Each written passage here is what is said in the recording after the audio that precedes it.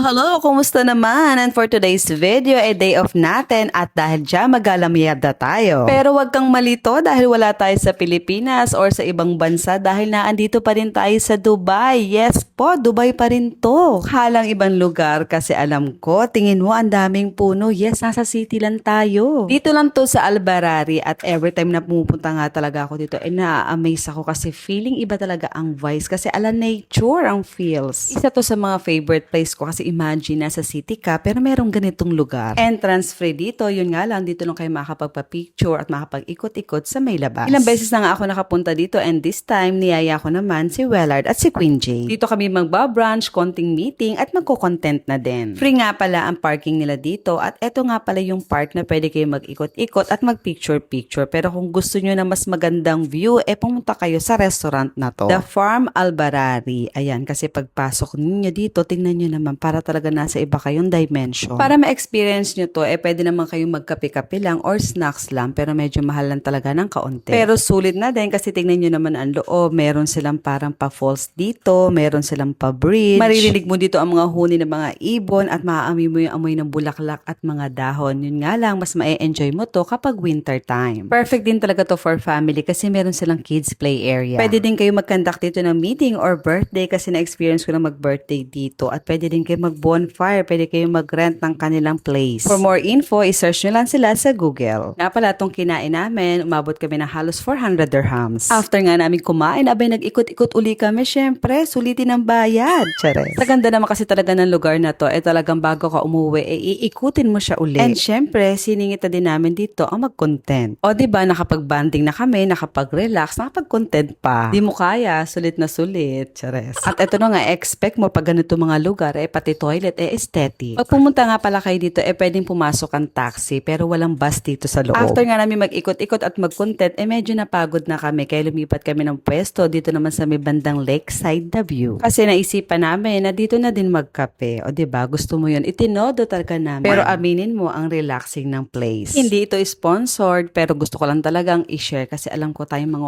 OFW, deserve natin yung mga ganitong lugar na mag-relax. Magtira tayo ng panggastos para sa ating mga sarili at para hindi tayo ma-burnout. So, paano? Ayun lang, share ko lang. Thanks for watching. I'll see you on my next one. Bye-bye!